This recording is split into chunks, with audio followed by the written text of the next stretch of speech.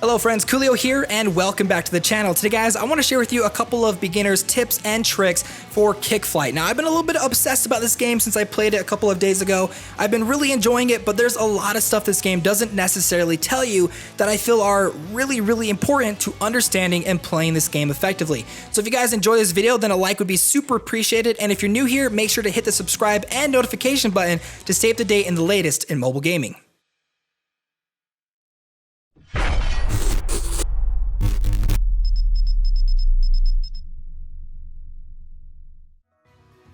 Alright, so here we are in the game. Now, the first thing I want to share with you guys, and probably one of the most important things that the game doesn't necessarily tell you, but could really have drastic repercussions to your gameplay, is the fact that each of the different heroes, each of the different kickers, have what's known as disc compatibility. Now, if you go to a specific hero, there is an info tab up in the top right. If you go ahead and you click on that, you can see more information about that specific hero. You can see their attack, their health, their speed, special skills, kicker skill, their ability, and most important, disc compatibility. Now, you guys have probably noticed this playing this game where your enemy heroes are able to activate their discs a lot quicker than you, knocking you around, killing you, taking you out before you are even able to do anything, and it's most likely because your hero is not compatible with the discs that you have equipped. Now, for this specific hero, it says that they are quick with long-range attack discs, but slow with healing discs, meaning if I have a long-range attack disc equipped to them and they activate it, they're able to activate it a lot quicker. But if I use a healing ability, then activating of that healing ability will be much slower. So each of the different kickers in the game have disc compatibility. Now that kind of leads me into the next big and important thing, actually setting up your different discs decks. Now I'm just going to call them discs and card decks and cards because it's going to get a little bit complicated right now, but when you're going through and you're setting up your decks, I highly recommend having at least 2 attack type discs that are compatible with your specific hero that you're using. For this one, I have the Geckosaurus, which is an attack long distance type, which is compatible with the character I'm using.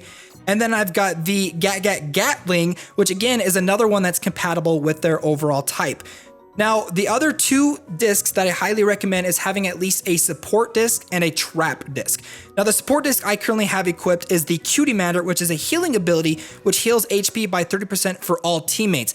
Now, this one is specifically targeted to supporting other teammates and not necessarily trying to save my character's skin. Now, the reason why I feel like this one works with the character that I'm using is because I'm not going to be using it in a pinch or trying to save myself when an enemy's attacking me, but rather if I see teammates on the field being attacked or on low in health, I can activate this from a safe distance away from an enemy to support and help out my different teammates. The other one that I have is this Snazzy Snell, which creates an area that greatly slows enemy. Another great one if an enemy is attacking your guardian, activating it, making so it's really hard for them to get away, and then being able to chip them down or take them out.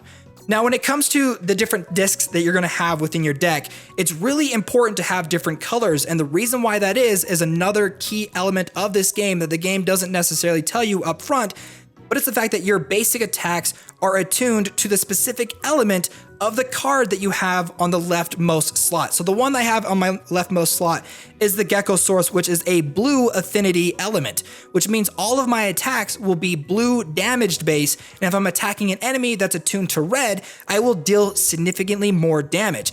Now, you're actually able to go through and swap out the affinities of your basic attacks by swiping down on the discs within your deck. So if I swipe down on my little Snazzy Snail here, my attacks will then be attuned to the green element. If I need to swap over to a red element, I can swipe down on one of my red cards, and it does not activate the disc, which is great. So you'll be able to activate the disc a little bit later. Now, I will show you how to actually tell what your affinity is and what the affinity of your enemies are in the game in just a second.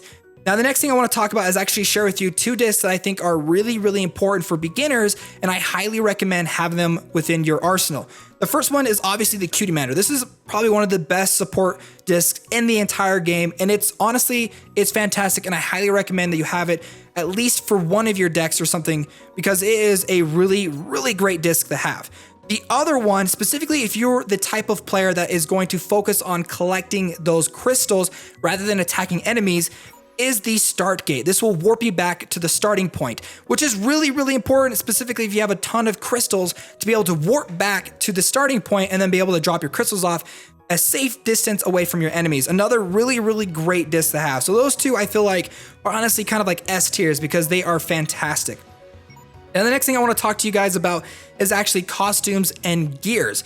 Now, if you guys don't know this, over in the kicker panel for summoning, you actually get these summoning tickets, which you can use to scout out regular kickers, or you can do this special scout, which will give you costumes.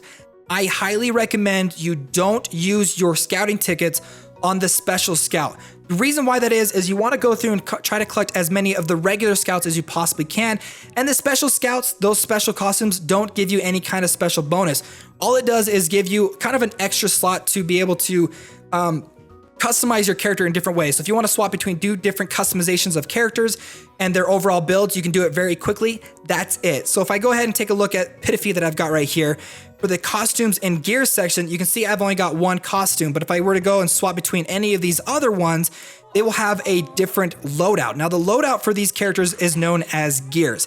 The gears give you specialized bonuses. For this one, it says sealed skills and poison duration reduction minus 5.5%. So you can have a total of 3 gears equipped. There's designate ones, which are specific for that specific character, and then basic ones, which you can use for any of the characters. Now, the way that you actually obtain these discs is by getting duplicates of kickers. So that's why it's so important that you don't waste your tickets on getting those costumes, because it costs twice as much to get the costumes.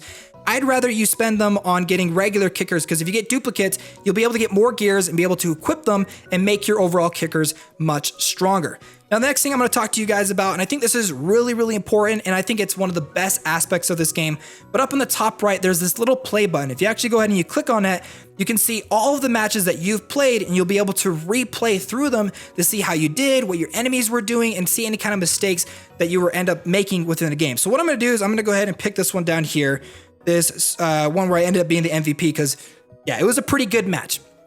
I think this will be a great opportunity to show you guys a couple of other things that are really important about playing this game and be able to break down some things.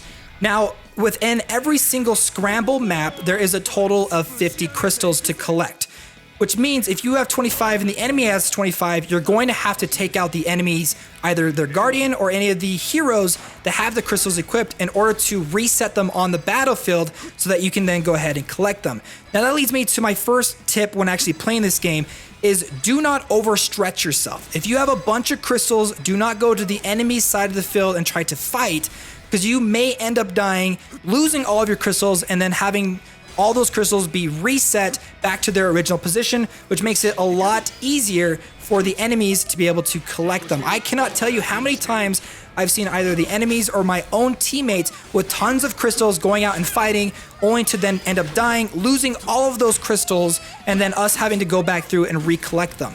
Now, if you have the warp gate one, which ends up sending you back to your original warp gate, I think that's fine. If you're the type of player that goes out and collects as many crystals as you possibly can, go head on over to the enemy side, collect as many as you can, then warp back to the start gate, drop them off at the guardian, and then you're pretty much good to go. Which leads me into my next tip. If you have at least 26 crystals within your guardian or higher, honestly, at that point, it's impossible for the enemy team to collect more crystals without attacking your guardian. At that point, it's honestly best to just be defensive, going to your specific guardian and defending it from the enemy. Now, for every crystal that you send to your guardian, it will actually end up getting more and more health points. Each of those health points being designated towards a specific crystal. So if an enemy comes and attacks your guardian, the more damage they do, the more crystals your guardian will end up dropping. However, they will only drop it incrementally. Unlike you, if you end up dying, you will drop all of your crystals. Now, the next thing I want to talk to you guys about is that affinity system that the game has. Now, if I go ahead and actually pause this, you'll notice next to my hero's health bar, there is a blue triangle. That blue triangle represents the fact that my character is now attuned to the blue element.